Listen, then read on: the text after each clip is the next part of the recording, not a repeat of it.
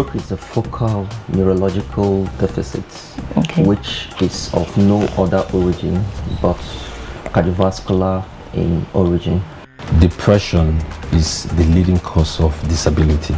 Depression on its own is a persistent feeling of sadness, a persistent feeling of hopelessness.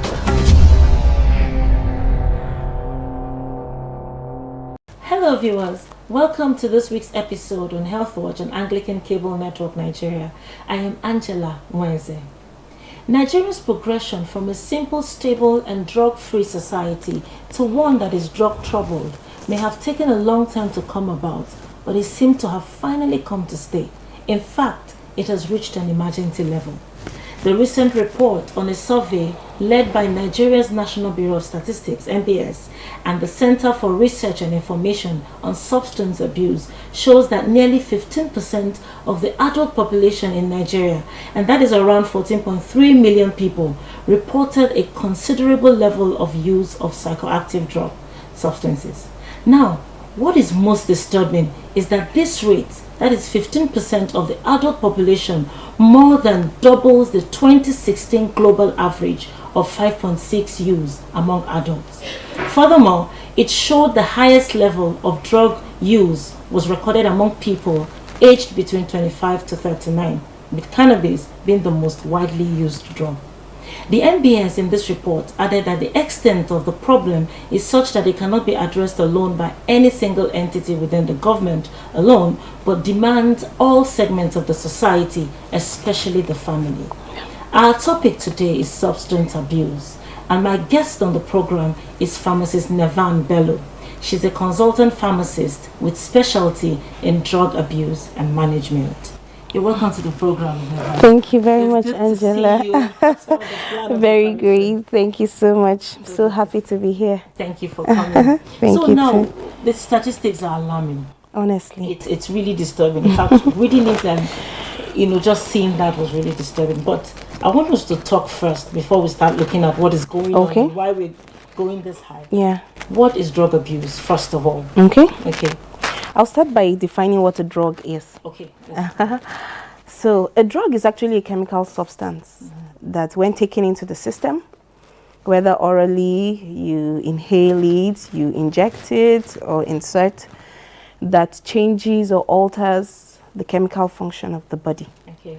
So that's drug, the normal things we use. Yes. Paracetamol, yes. Okay. And that even entails that a drug could be a substance. In public health, we'll call drug abuse substance abuse also, because other things could also have chemicals in them, apart from drugs that are synthesized in the pharmaceutical industry. Now, if you take a leaf that otherwise will just make you sleep off, it has a chemical substance that has altered your normal body function.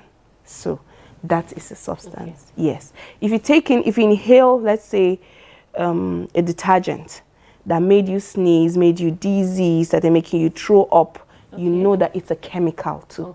So let's understand that drugs can go wide to cover substances.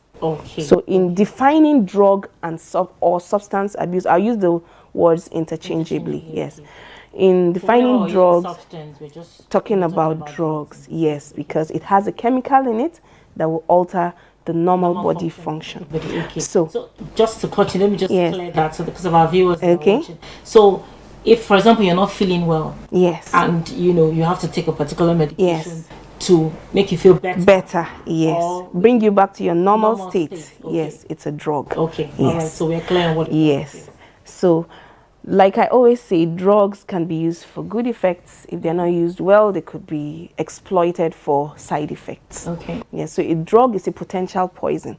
When you go to the pharmacy school, that's the first thing they will tell you. Okay. So it has the potential to heal and potential to kill based on how it is used. So when you're abusing a drug, like the word abuse means, you're not using it in the right way. It's when you're overindulging in a particular substance or drug without the doctor's prescription. You take it overly, independently, and then you're now having effects that it's not just healing effects. I'm trying to paraphrase in a way that the people will understand. Yes. Yeah. So you're using that substance for another intention other than what it was asked for. And now when you overuse it, that's why I called it overindulgent, independent use without a prescription. And then you start having effects that are harmful to you, your welfare, first emotionally, physically, psychologically, and then it also affects the welfare of others.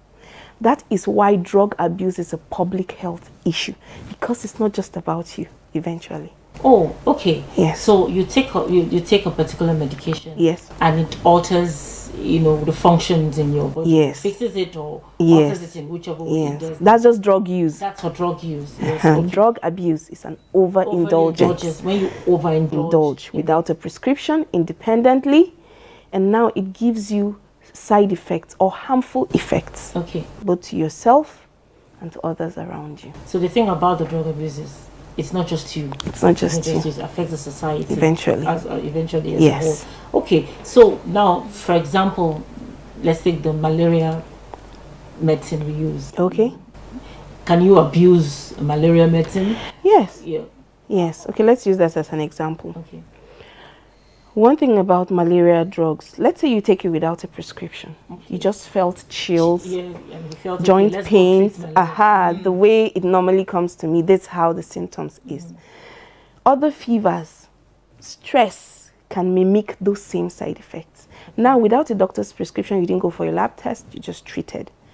It may just be rest that you needed to take off that stress and those chills you go, or you had a sore throat that caused you those same feelings and you treated for malaria.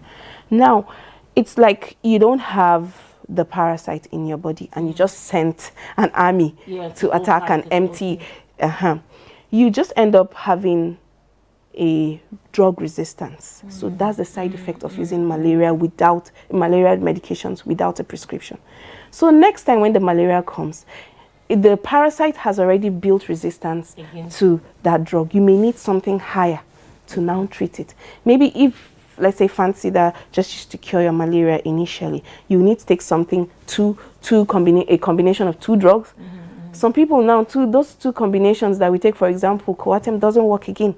They have to take that one, then after 3 days of medication, they have to take an injectable, to mop up and things like that. That's the danger in the normal malaria, because malaria, once somebody has it, I feel it's malaria. Just go over the counter and say, give me some malaria medication. I know what is wrong with me. But what we don't realize, we're actually abusing that drug. Sometimes when we think of drug abuse, we just go on the negative side. But the basic thing everybody does, you go home and then you go. I think eventually the word we use for just normal over-the-counter safe drugs is drug misuse. Okay, drug misuse. Okay, not abuse. Yes. Okay, drug misuse. Abuse most times is you're exploring the side effects or the overage of that drug. For example, if you take paracetamol, nowadays young people are abusing paracetamol. Yes. You normally take 2 tablets 3 times a day, isn't it? That's now, normal. Okay. My lovely teenagers now will take 40 tablets. 40? Dissolve it in lacacera, allow it to ferment, and they get high on it. So, drug, and like they'll always say in adverts, after 3 days, consult your doctor. Of course, That shows you that you shouldn't take this medication for longer than this particular days. It has the potential to cause liver and kidney failure. So imagine you're taking 40 tablets in a bottle of lacacera, and you take it, I'm sure, at once. Wow. Imagine what happens to your kidney or your liver eventually. So this is honestly, there's a lot. Wow. There's a lot. Okay, then let me come to the statistics. Okay. We're looking at presently we're looking at 15% of the adult population. Yes. And this is between the ages of 25 and 39. I think I read another statistic. It was as much as 60. Of course. Up to 60. Of and I was course. thinking, are adults really abusing? Oh yes. This drug. So what's happening? What's happening to our society? That we're getting this increase in the number of drug use, because our society used to be sane. Yes. But then if you heard somebody travel with cocaine was the thing. Yes. But now it's so common. What's happening? It's so common. Okay, I'll say one, our values have dropped. I used to always say, like when I wrote my book, I made a statement that we imbibed the Western culture with all the ills that came with it. You know, maybe we used to be seen as crude, you know, we're not exposed. Now we've taken Westernization and we dropped our, you know, there's this conscience that you had. You had a good image that you wanted to protect. Now people don't care, whether the young or the old. You know, let me just do it my way. So culture, we're dropping, yes, we're dropping our value system as individuals, as family, as a society. You know, lounges, bars are increasing than it used to be. Yes, maybe let me say, even in, like in the Christian setting before, you won't really find Christians having those kind of places. But now you find everybody, it's just business now. Yes. Then our economy is changing. People are getting more depressed, more frustrated. There's a lot of stress. You're working harder. And you know, the brain works in a way that it rewards itself. So after hard work, you want to relax. Maybe you come back home again, you find stress at home. Do you understand? Young people are not more tolerant to hear advice. It's still a value thing. Yes, there's no patience like it used to be. Sorry, I'm bringing out virtues that may sound like they are moral, but that is exactly how it is. And so you see, the little talk you hear, you just want to buzz it off your mind. And then you go and take the easy way out to take drinks. It may be pills that you accidentally bumped into, maybe due to pain. Like I said, this stress, you started having a backache, and you went to the hospital and they gave you an opioid analgesic, for example, tramadol. And after taking it for a while, you found relief. But if you took it again, you know, some people take the empty sachet, go back and buy it again. This one helped me the last time. Give me over the counter. And it's sold to them. You come back and you get addicted to it. Eventually, you may even discover some other side effects that after you took it, it didn't just only help me with this thing. I had a better mood. Maybe I could walk longer, you know. And other side effects that they had, like the benylin with codeine issue came. It was not just for treating cold, but, you know, the cough. After taking a higher dose, you start to have another effect. Yes. So things like that have made drugs. And then there is ease of access. Like I said, the environment is changing. I just noticed one day that people are closing up supermarkets and opening lounges in those same small shops. The economy has changed, you know. Okay, but people are drinking more. Because you're taking fish more, there's a lot of hanging out now. And you're calling it cooling off, but you're eventually getting addicted to something. I need to distress before I go home. So you see, there's a lot of, like I say, there's a lot of hustling pressure. People are trying to sort out things for themselves. And you see that age group, it is the working class age. Yes. It's either you're looking for a job. Yes.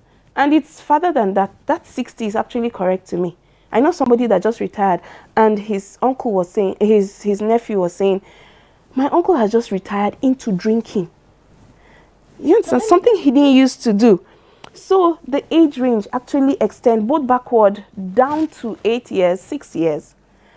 Yes, I'm having to counsel young people who know. Yeah, most of the statistics or the new substances, I find them out from very young people. Now, let me talk about this alcohol. You know, alcohol is so prevalent, as in everywhere. Yes, it's a social drink. It's a social drink. Drug. We call it a social drug. Okay. Let me use social drink. It's a social drug. How do you tell somebody that alcohol is? Oh my God, it's actually heavy.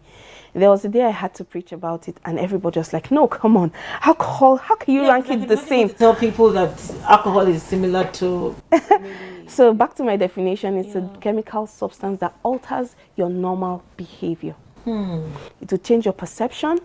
You know, if something will make you smile more than you used to do, will make you, you know, if somebody's abusing you, you're saying thank you. You're supposed to see something as one figure, you're seeing it as double figure, hallucination, visual. You know, your response is slower. You know, and then it's a central nervous depressant. So it will knock you down. Eventually, you know, you will drop into a deep sleep. When you wake up, you have a hangover and everything. So it's a drug. It's a drug. So nobody should put alcohol out of it. No. What of cigarettes? Oh, cigarette is also part of nicotine. Nicotine. Oh, very heavy. Alcohol and nicotine are actually the gateway drugs to start any substance use. And that's why even young teenagers start at them. You know, before they give them cocaine to take, even those that want to introduce them, we first give them the cigarette to take a puff. Okay. It's the gateway, yes. So eventually when tolerance sets in, you know, you get to the point that this one's will satisfy or give you the high that you want. You now move into the marijuana, the cannabis, and cocaine eventually, because one thing will not help, you have to increase. Okay, we'll go on a quick break. Okay. Because I want us to talk a little bit more on this drug. Okay. We'll be right back, viewers. Please stay with us. Why do we fall ill? Is it possible to stay without falling ill? Is God interested in our health? Can we get access to cheaper health anywhere? Do you want tips on how to stay healthy? Then join me, Angela Weze, on Health Watch every Tuesday at 9:30 a.m. with repeat broadcasts on Thursday at 2 p.m. and Saturday at 1:30 p.m. as health experts provide answers to your questions on how to remain healthy physically, mentally, socially, and spiritually here on Anglican Cable Network Nigeria. God bless you.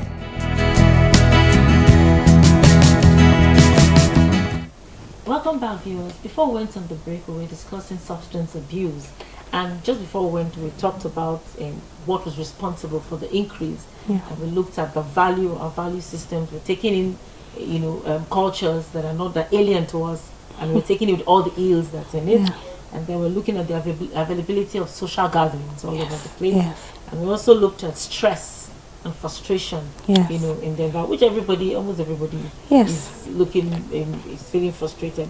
Now, one of the things I want to ask is, these people that are taking this drug, are they aware that they are abusing the medicine, or they just, of course, they just feel it's good and they think it's okay, but do you think they are aware that they are in trouble or they are abusing the medication? Yeah, unfortunately, many people don't know that the addiction that comes with substance use is very dangerous. It's like a web, or I call it a slippery slope, where you just slide into and you find out you can't come out.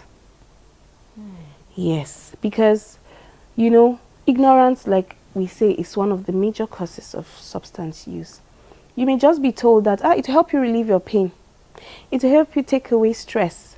Young people that I've met will tell you, there was a young girl that was introduced into drug abuse when she went to JS1, the secondary school. All she was told by the senior was, it will help you develop your hips. And that's how she got hooked on this drug. You know? Or, you know how the alcohol one is, it's just like, forget about all your problems. It's like, that's the code that just comes with it. But it actually does not make you forget. You know, you come back and face it. And then eventually, you're now hooked to it. You always have to go back. You always have to go back. You know, you could just take a beverage that you find out that you can't function daily without taking it. That's an addiction. Yeah, yeah. But you know, initially you'll be like, there was this headache I had, but when I take it, I felt okay. Then after a while, it has become so used to you that if you don't take that Coke, that headache comes back. Okay. You understand? Until you now take it, then you feel better. So people don't realize that, whoa, I'm in danger now. You know? So at the beginning, it just looks very rosy. It's just like the tip of the iceberg. And when you get deeper, you get entwined in a way that it will take an intervention to bring you out. So the takeaway message is, when you're taking a particular substance, whatever it is, yes, and then you start feeling you depend on it and you can't do anything without it, then you're getting it. You're dependent. Then that's where we call addiction level. Yes. Please, like I always say, general thing in life, too much of everything is bad, no matter what it is. So once something becomes a normal routine, it takes part of your daily time, you know, it helps you function, like we said, then you're addicted to it. You're addicted to it. Okay, now the place that concerns me, because we've seen all the problems. Yes. The population has gone, you know, it's skyrocketed, you know, it's gone so high. Yes. Now, I want to talk about, before we even go to management and treatment, I want us to talk about prevention. For young people, because I'm sure there's so many people watching, you know, that might be in it, but we'll talk to them later. Yes, yes. But for prevention from getting it, because these problems are real. You know, things are getting harder. people are calling you out to go hang out with them. Yes. It's not going to go away. I don't think it's going to reduce at any Yes. point in time. So how can a young person, let's start with the young ones, the Yes, teenagers, yes. how can they, avoid getting into trouble? Because Okay. these things everywhere. Prevention starts very early. Like they say, a stitch in time saves 9. So, and prevention is better than cure. The first institution is the family, because that's where you start from. God placed us in homes, and the family is your greatest support system for anything, whether for prevention or eventually for rehabilitation. Your family unit. Research has shown that for those that even went into it, to come out of it, are those who had a good family support. So that those that went into Yes. it and came out. Yes. So for those that even did not venture into going, they found out that they had close family circles, they had supportive and stable parents. Okay. Parents who spent their time with their children. Maybe before I even go into the prevention, I would like to be able to highlight some other points that makes teenagers or young, even preteens, go into substance abuse. They are young people, they're curious. So curiosity is one thing, peer pressure is another, ignorance is another. You didn't know, and then somebody just put it in your drinks. They even have parties now that you don't see alcohol going around. You just see tablets on pills in a tray being distributed. Yes, those ecstatic drugs, and that's why you find some girls being gang raped and other things. Wow. Guys are all, so you have parties like that. So, but then there's also this thing of alienation. Children are left on their own or just start withdrawing. In the teenage age, they get into mood swings because they're trying to discover themselves. Yes, the media is not helping matters. The social media, where children are exposed to phones or internet and all these other places where they use them on the negative side. We have the positive side, but you're seeing these things that are mentoring them in negative ways. You find out that now you have sites where you could follow step by step and commit suicide.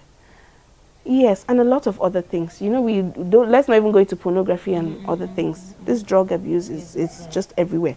So this is for parents that are listening. Yes. Yes. This is what the problem yes. is. This is yes. underlining yes. factor. I want to bring them out. Then we can now see the places we will work on preventing. Okay. Now there is more riches now. In as much as our poverty index is rising, people are getting very affluent. We're what we call hustling, right? Struggling to make ends meet. You want to make these children comfortable than you were when you were growing up. So you're feeding them with money and your time is not there. And sometimes it's as if you want to compensate for your guilt. You let them have a lot of luxuries. And for a child that is full of energy, our teenage age is a lot. So they need to expend it. And an idle mind is a devil's workshop. They have friends who are ready, predators who are ready to show you what to do with this money or this phone or this time. Parents just come back in the afternoon and ask vague questions. How was your day? Did you? And then it's fine, yes or no. You don't have time to sit down, even listen. So, eventually they use that time for a lot of things. So, riches and affluence, even the poverty, the value system basically comes from home. We are first tutor parents before you send them out to school or to the church Sunday school. So if you don't play your role, another person can play it for you. Let me tell you, yes, another person outside, uncle or auntie, cannot be mommy or daddy. And a child, even if he's getting it out, you find that he's crying and be like, I wish my mom was the one telling me this, or my dad telling me this, or he just had that time to spend with me, just to listen. And so, eventually it just starts from home. And so one prevention way could be, what are our values first as parents? Children listen, see more. They watch and they act than you hear what my parents is telling me. You understand? You keep saying, don't be this, don't be this. What do you do? How do you handle your stress? How do you handle your anger? How do you handle pain? What are your values when it comes to integrity, honesty? You understand? And other values that we take as good morals and ethics. So because just to add to what you're saying, see that if a father drinks, there's every possibility that yes, it's almost going it's a genetic thing, I hope you know. Eventually, yes, it also runs in the gene, but doesn't mean that you're predisposed to it. That means you have a chance. Doesn't mean that you must go into it. You have cultures in Nigeria whereby a male child is introduced to a local brewed drink, alcoholic drink, before he takes his mom's first colostrum breast milk. Yes. And that shows whether the child is going to be a strong man in their own kind of thinking or not, or is going to be a weakling.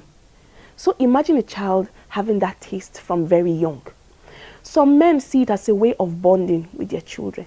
They introduce it. You send your children to go and buy it. I'm counseling a young girl now that said her sisters, her brothers, her parents take the alcohol and the cigarette. So she doesn't have any other example than that around her. The home is the first. It's the first school. It's the first school you ever have, and almost like what stays with you. Any other person spends less time with you than they, and they just try to undo a little out of what. You know, sometimes it's even the pain of this attention that parents don't give children, that children go into rebellion. They want to get the attention. So they go into the negative side and be like, come, what's wrong? So that you could even sit down and talk to me. So parents, we need to go back to the drawing board. Early enough, let children know. If you're a Christian, you let your children know what you believe in, what you stand for. Then practice it. Then they'll be able to follow. If you don't start with devotion, how do you expect children to be able to stand up and take their own Bible to study? They don't see you acting out patience, even by the traffic light. Excuse me. It will just extend to other parts of their life. And you know, the post-millennial generation is a very shortcut, hasty generation. Patience is not the word here. Everything is 2 minutes. Everything is now. I want it sharp, you know, the shortcut to everything.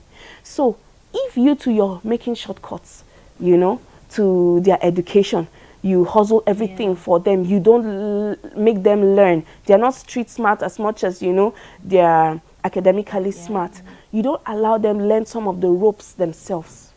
Virtues are not given, they are learned. So, you know, there are little things. We want them to be comfortable. But there are some things that when they learn them, I'm not saying throw them on harm's way. You know, guide and caution them. Even God, our Heavenly Father, put us in this world that has the wolves.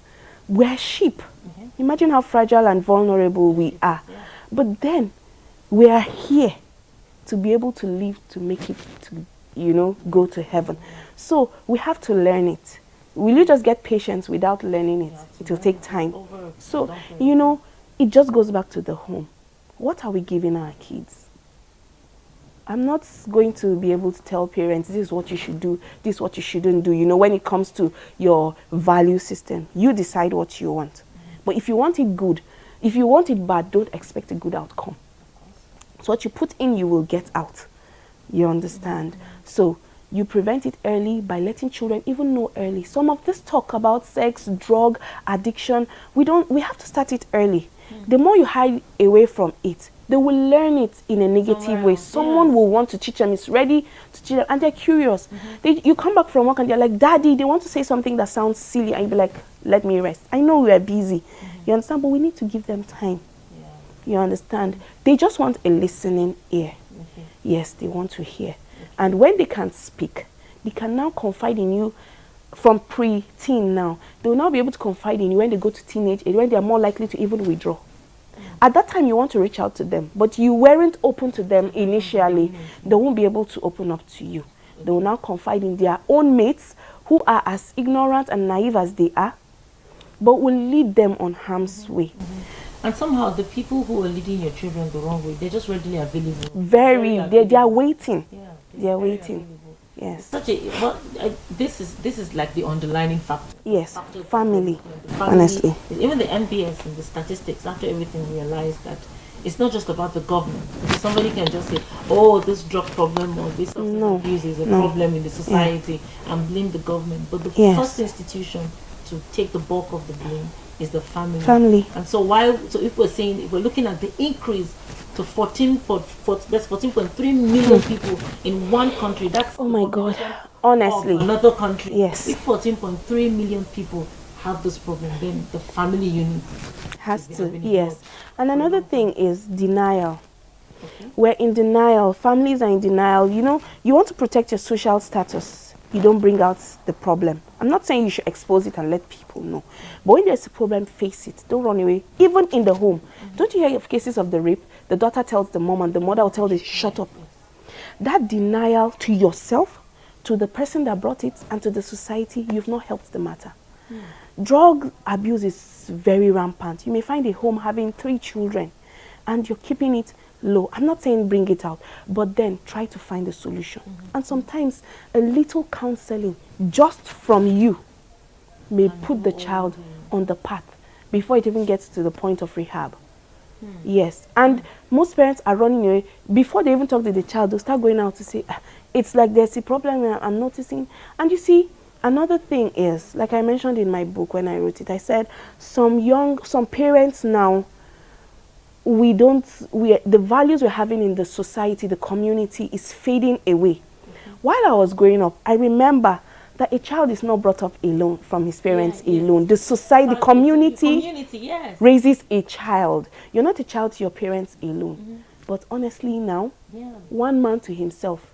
If you even attempt, if you attempt to correct, the parent can come up and tongue lash you, be like, you don't know how I got my child. Hold your own. And you find people now minding their business in that court. I started a campaign of please don't mind your business. But you know, beyond you coming out to reach out to help, other people shield these children. So you may find out that somebody else saw when that child was sneaking out to go and buy that recharge card to get the data that put him into pornography or into the gay that you now are ashamed of, or that substance abuse when she was sneaking out and going, going for teenage parties, birthday parties, and she couldn't even come to tell you, because if she comes to mention it, you'll be like, you're a gossip, what's your business? It's my child, allow me handle it. And so, you know, eventually we're losing it. We're losing it. So the value system, it's dropping. It's dropping. It has actually dropped. Yes, 14.3 million children, or you know, adults having this problem. Then it's a problem. It's a problem. We're going to come back because when we're going to go on a quick break. And when we return, because there may be a mother watching, she's made the mistake. Now, what are the signs? And how does she start looking for help? Because when you look at it, it looks like the only solution is to arrest the child. I think there's something you can do about it, which we'll talk about when we come back from the break. When we come back from the break, we'll look at how you can identify your children are running into trouble and how you can help them. We'll be right back, viewers. Please stay with us. Why do we fall ill? Is it possible to stay without falling ill? Is God interested in our health? Can we get access to cheaper health anywhere? Do you want tips on how to stay healthy? Then join me, Angela Weze, on Health Watch every Tuesday at 9:30 a.m. with repeat broadcasts on Thursday at 2 p.m. and Saturday at 1:30 p.m. as health experts provide answers to your questions on how to remain healthy physically, mentally, socially, and spiritually here on Anglican Cable Network Nigeria. God bless you.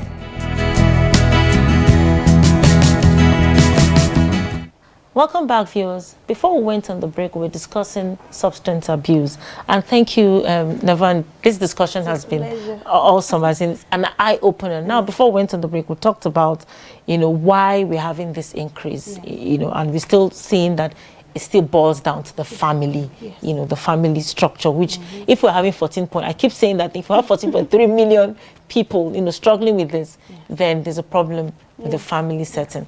So there might be a mother watching or a father who now, or first of all, how can a parent know that the child is actually involved in some form of substance abuse? All right. Okay, I always like to go back to the very little ones first. Okay. It starts from home when children are shut up very easily. They tend to reclude into themselves. They become very sensitive. They may become shy, introverted, depressed. And once a child's emotional state, it's not stable, maybe with home problems, screaming, nagging, and other things, the child goes into this teenage age and may want to come out of it. So this is starting from when there's a child. Yes. So if you notice your child is being overly throwing what we call throwing tantrums, you know, and you have to handle. And you know, sugar addictions nowadays is making children having more attention deficit problems. I was going to ask on that because the level of consumption of all this, honestly, everything a child is taking has sugars. We're taking them out, almost everything has sugars. The carbohydrates are being converted to sugars, plus the sugars, you know, processed sugars already. Almost everything is processed. Think of the juices they take to school, the biscuits they will take, the Indomie has sugars. We will take them out in the evening for shawarmas, burgers, pizzas, you know. I'm not saying they shouldn't have those privileges, but the overindulgence now builds up. Now, apart from the obesity, we're having children now dying of heart attacks at 9 years old. I heard this a couple of days ago and I couldn't believe how. Then, you know, we're having diabetic patients. This horrible syndrome that makes it look like you're affluent or you're well settled. It's not just it. Then you're having this attention problem. And so when children are becoming very hyperactive, they throw tantrums and everything, you're having children who cry very easily. You're having children who are very self-conscious. I was talking about self-esteem and body image the other day. It starts as young as 3 years old that children begin to get aware whether they have a good figure or they look worse than other people. Is my dress looking fine? Don't you hear your little kids asking, Mom, am I looking good? Yeah. You know? And if it starts from there that they begin to feel bad, maybe a parent says, ha, this your head, Seth.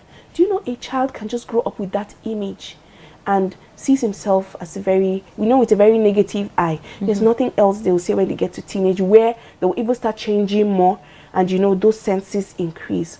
Now, so just the simple words we say to our kids when they're growing can make or mar them. And if they hear it outside and they're able to come home and you have time to listen and they tell you this person said and you're able to correct it there. So you see, sometimes they hear it outside, but the parents don't even have time to listen and change it.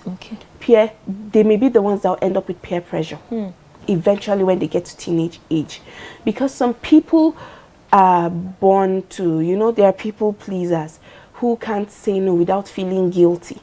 You have to know each child's temperament. Eventually you will know the strong-willed one can handle things himself. There is this one that easily may get scared, you know, of offending and may go on a compromising path. So when this child now leaves that preteen stage and gets to the teenage age, or it even actually starts from the preteen ages, like I said, as early as, let's say the preteen starts from 8, 9. Now, at those stages, when you find that children start getting friend changes, when they're changing their friends, they will change between primary school and secondary school. So, when they get new set of friends, you know, they make longer friends between the secondary school, you know, more lasting friendships more in secondary school between those 6 years. If they start changing friends, you have to find out while your children are changing friends. They may be changing from the good ones to the bad ones, or the other way around. But you need to know. This child, you need to know their home, their family setting, their background. You understand? You need to be able to notice, check your children's rooms constantly. They don't like it. I remember myself growing up, when I come back from the boarding school, I'll just come into the room and find my mom checking my wardrobe. I'll be like, Mommy, what are you looking for? Don't I have my privacy? You know, I'll get also. She will just ignore me and continue what she's doing. But you know, that thing made me know that there's nothing I can bring home that will be hidden. So it even made me check all those people that will give me extra clothes or something. My mom will ask you the history of that dress in a way that the same upbringing. The stress of that interview, I'll just say, please hold it, you know. So, but you need to check. It was in checking that a mother found a bag of dye that her son was inhaling. When she told me that, she saw a whole bako bag of this dye, this henna, this green, this one that these Malam boys sell, like cosmetics. Those small boxes, green. Yes. She was like, what is my son doing with it? What is it? I was like, he's inhaling it. You know, she was like, she can't believe it. You know, you find another woman brought a pill, you know, just finely shaped, pink color. Like, she must have got this ecstatic pill, maybe from a party or somewhere. And she said someone just gave her that she hold it, she may need it anytime. You know, so you may just know, you may not know. I know of a doctor friend too that the daughter her drink was was intoxicated with maybe tramadol or something, or one of these drugs that will dose you off and you will be raped. But she had grown up knowing that you need to know the smell apart from sight of things. So immediately she opened the Coke. It seemed like it was sealed and everything. It made the whole sound, the whole sound and the smell. But she said the smell didn't just smell like ordinary Coke, and she refused to take it, you know. So you need to know all those kind of things and let your children know some things so that they also can avoid them. Okay. Yes. So that is telling your children. Yes. Let them know. Tell me when somebody gives you something. When you bring it home, show me. I need to know what it is. Yes. Children begin to, when they start getting into substance use, they get very evasive about their private life. They may tell you, mommy, I have a pact with you. I'll tell you anything. Now, when it comes to a point where, how was your day? Fine. Nothing. You know, they become, alienated. They avoid family gatherings that they used to initially like. They want to eat in their rooms now, when you always used to eat on the table. You want to go out on a weekend date that you usually maybe all go for. This particular party you used to like to go for, a birthday party with him. All of a sudden you'll be like, I don't want to go. You may just say, it's growing up, you know. At home, what are they doing? They're engrossed. A friend just told me that her daughter was so anxious to go back to school, you know. Which is very unusual. Because when we're going back to school, everybody isn't happy to go back to school. But she now discovered, because she didn't allow her to go with her phone that term, she now discovered some lesbian kind of, things and everything. That one is another issue. But there will be chronic dishonesty, lying, cheating, stealing. You now notice your jewelries are getting missing. And don't just blame the household. Some of these children, we were talking about prescription drugs. You leave your 2 remaining tablets of tramadol. A child may start to abuse it, because some children started abusing drugs from remnants of pills their parents left at home. If you yourself don't complete your medications, that's why there'll be remnants. Of course. You know? And I won't be able to mention all the substances. Beyond tramadol, there are the common, like I told you, of paracetamol, they may just look normal. There are some other drugs that are very unlikely. People now will call me and say, Nevan, they're abusing this one. And I'll have to go and start checking from my pharmacy, what is the side effect of this that they may be exploring. You know? So it's just like how people use tramadol now, not only because it will make you high, they are substituting it for Viagra. You'll be wondering, from all these kind of things. Okay. I don't even think of the relationship, but yeah. So, and when children are scraping the wall and inhaling the paint, yes, people are destroying air condition, the freon gas at the back of your compressor. To inhale. Yes, before when we're saying they're smoking on exhaust fumes, sockaways, taking the lizard feces. Now they're all aesthetic, things around. So you need to know who your children are hanging out with. You understand? And all those things. The basic thing is to be able to talk. That's one prevention. But these signs are the things you see. There will also be a chronic decline in their academic performance. Yeah. I hope you know that when you're on substance, your attention level drops. So most times they don't stay in classes. So they'll always be hanging, and definitely performance will drop. So a child that used to be very good now is... Yes. Even if they're not staying, even if they're in class, because of the side effects, after getting high and happy, you end up sleeping, because most of them are CNS, central nervous system depressants. So you end up sleeping. You find that this child is always sleeping in class. You understand? Then definitely performance will drop. So like I said, evasive behaviors, they get, they change, they become very suspicious in their movements. You're coming into the room, they are trying to adjust themselves. They don't talk more to out you. Yes. And different things. And I think the eye or something. There you get dilated pupils. Those ones mostly is medical people that would see it. But the bloodshot eyes, that halo and watery, they call it watery rhinorrhea. Both the nose and the eyes have that effect. That's why they wear specs, dark specs. So your child in the house, inside the house, you're wearing sunshade and you're wondering they're hiding. Then they start using perfumes that look like Cuban cigar. You understand? They're overtly. You're coming back from an event, or you just came back home and I'm smelling fresh cologne on you, you're trying to mask something. You need to find out. I should smell sweat, you know, that you're coming home to take a shower. But you're coming home and you're smelling fresh, or you're chewing gum or having tom-tom or something. They're trying to mask things. So those are things. And then they also physically now may get very shabby. They may not be kempt again in their dressing. Yes, they just wear anything. They don't really care. So those are some of the things that parents should look out for. Simple little things before, you know, you go into all the other things. So you find out that he's sleeping in the morning and very alert in the night. Yes. So these are the silent things, because when you see teenagers growing, you notice some of these things. Yes. And let's not just overlook them that it's a growing phase. Most parents at that stage leave the children, but that's the time they really need you. You need to balance, you know, being a parent and being a friend at that time. Of course. Yes, you need to be firm, but you need to be open enough, not to be too critical, to listen to them. Young people always, very interestingly, they'll come with this story of my friend. Yeah, did this. Yes. They'll want to know how you react to that particular case before they will, you know, they're testing the waters to know how she will react, or he will react if I say I was the one. So sometimes you just have to play like the Roman, then hear. So the shouting doesn't solve the problem. You know, the moment you shout, you've lost that child. So you need to take some time to listen. Yes. So now the question, the next thing that comes to mind is, how do you then seek for help? You know, now your child is in trouble. Yes. You know, you've noticed this. Maybe he has even come to meet you to say, mommy, daddy, I think I need help. Yes. Who do you go to for help? Most times, before they get to that stage, to tell you it's very bad. In fact, even sometimes at the point of rehab, they're still denying. They're not in trouble. Yes. But if they come, great.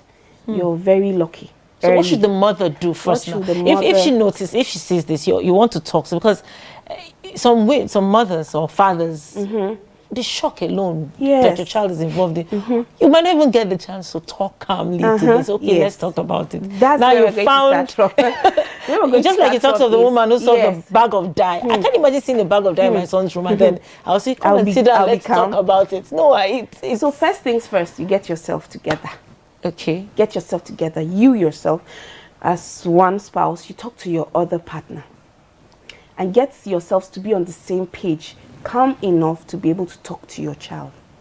You'll be surprised that your child, seeing that both his parents want to talk to him or her, will be like, this is interesting. It may just be what he had always craved for, or she had always craved for. So both of you need to be together. If unfortunately you're not on good terms, you understand, maybe with your other spouse, or he wants to take it or she wants to take it on another, and you need to intervene, you get your own self together, like I said. Calm your emotions, because anger doesn't turn away wrath. You need to be able to get a solution, so you'll be calm.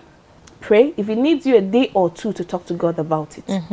Very important for direction. Yes, on how to go about it.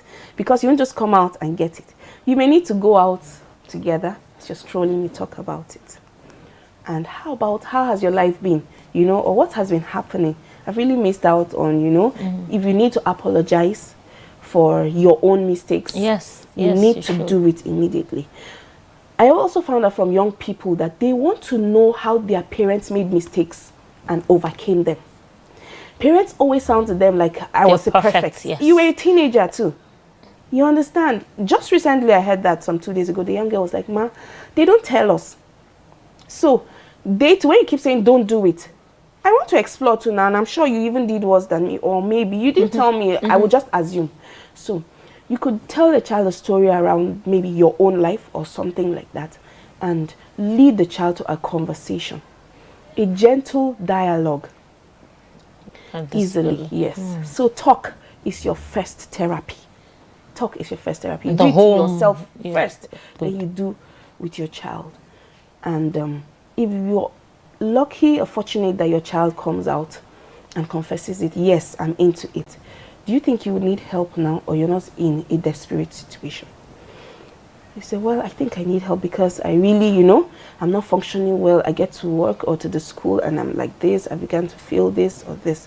Or I'm even enjoying it and I'm not sure if I really want to. If you don't know what to do, after maybe reading up, because we have many things online now we can find.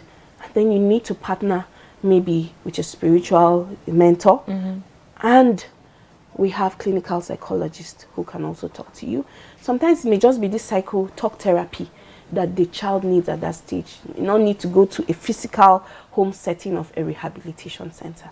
Because even at a rehabilitation center, they'll start with talk therapy. Yes.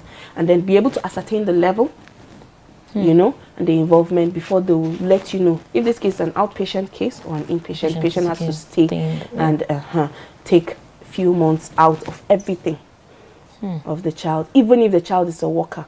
I have a colleague that her elder brother was already in it, but you know, it was affecting work. They were almost going to sack him. He had to leave work for 3 months because like, I don't have time. 2 weeks, like no therapy will work in 2 weeks. 2 weeks, yeah. So you have to leave it and take the time out. Okay, now because we're wrapping up now, maybe there's a teenager watching actually who actually needs help. What do you say to this teenager? Because we've talked to the parents, but there could somebody just walking and is listening. I'm the only one who knows that I'm involved in this, and my parent won't help me, or my parent can, or they can. Both of those people in that kind of situation. What can you say to them that are watching now? You know, first things first is there is hope. Change is possible. It may look like you're getting to a point that you're helpless, but there's hope, and change will come when you take a chance on a new option, a choice. You know, life is about choices. You will make a choice, but you may not determine or be able to ascertain the level of effect that choice will make. But if you have gone on the wrong path, just stop where you are. Stop where you are. And then retrace your step back and take another lane. And the way out of an addiction is to get an addiction that supersedes that. That's what I was going to ask. Because no addiction goes. You have to replace it with something. It's just like energy is never destroyed. It is just converted to another thing. So as a Christian, I would say the first thing is going back to God. You understand? Once you go back to God and you get soaked in Him, the addiction of God will overcome any other addiction. It takes over yourself and the flesh is subdued. Because the fight in addiction, you cannot help yourself. Forget I'm a scientific person. I will handle this in a medical way. But I know that there's a power in your mind. In your mind that God has given you, that you decide. You may think that you're helpless. It's because the devil makes us feel that we don't have the power to do it. The power is in you. And God gave us a self-will to be able to make choices. He could have forced us, but He didn't. And so the way you willingly went in there, or ignorantly went in there, you will make that choice one day. And once you make it up, where there's a will, there's always a way. God will make the way of escape. This may just be the way of escape for someone to make up his or her mind that today is going to end. And once you make up that mind, the other faculty of your bodies just begin to work to support you. But you know yourself. You know, motive is very strong. You can't deceive anybody. You can deceive other people, but you can't deceive yourself. You will know when you're ready. But don't wait when it's too late. Now is the time. Just make up your mind. If you need to talk to someone, you can drop our numbers, but you can meet anybody. I had a young girl that said she just walked up to somebody and said, please, sir, she knows that she has a strength in being accountable. So she just walked in, please, sir, can I give you my number? I need you to call me. If I need to give you some money, please, I need you to call me every 30 minutes and ask me where I am. She didn't know this man, but she knew that that day, somewhere in her mind, just said, after today, I'm going to die. She had like collapsed and fainted under the influence of tramadol and almost burnt her house. She even had a little baby out of, you know, when she was still a teenager. She was still a teenager even when this thing happened. And she said it was that little girl that crawled out at age 2 and said, my mommy. And somebody ran upstairs and saved her because she said on the gas cooker, she just collapsed. So imagine, you know, but so she ran out after 2 days and was like, I need help. She didn't go home. Her parents lived in that town, even though she was living alone. But she just met a total stranger. I was like, just let me be accountable to you. And that's where her change came. By the time, can you just check into the hospital? Yes. You can just walk into I was the just going to hospital. say that by the time, after some hours, she started having withdrawal symptoms. She took herself to the hospital. And towards 2 a.m., you know, when she started having, like, you know, the hallucinations, she was screaming everywhere. They now asked her for her parents number. She gave the phone and they called the parents. So there the parents came in and the mother was like, you will make it. You know, just hearing her mom making that statement, like I said, family support. She was so like, with this one, to hell with the world. If my mom is by my side, I will make it. And so she came out of it. She's also going around telling young people, so you can do it. Yeah, you can make it. You can fix the problem. There's a lot I want to ask now, but we have gone out of time. But I won't go without talking about this book. There's the Free Bondage, the truth about drug abuse. You know, you wrote a book. You've always made reference. Roughly, can you just hold it up? Let's have a look. So that's free bondage. Yes, you can see an eagle. Yeah, looking like he's flying free. Yeah, flying free. But his legs are actually chained down. Okay, so want to face your this one, I think it's this one. Yeah. Okay. Yeah, so this is your camera. So this free bondage, the truth about drug abuse by Nevan, Bello, and you've written a lot about it. I need to get a copy of that book so that I can also, because I think we've learned a lot today on this. Thank you so much. Episode. Thank you so much for coming. I'll call you back again for some other discussion. It's a passion, and honestly, I pray that God will save us. Yes. At this statistics, we need help. Yes, we need help. It's an emergency, like you said at the beginning. Yes, it is. Thank you very much for the words of wisdom. I love the way this went today. I'm so happy about this discussion. Thank you. Thank you so much. So for the past almost an hour now, we have been discussing drug abuse or substance abuse with Nevan Bello. She is a consultant pharmacist with specialty in drug abuse and management. And of course, if you want a copy of the book, please call in or send us a message, and then we'll see how to get the book over to you. But it's available in the stores, isn't it? You can get it in.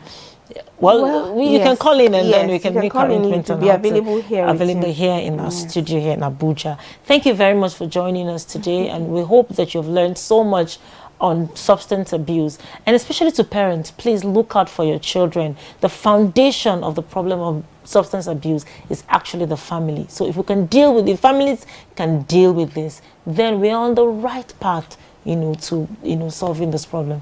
Thank you very much for joining us today. I am Angela Wenze. God bless you.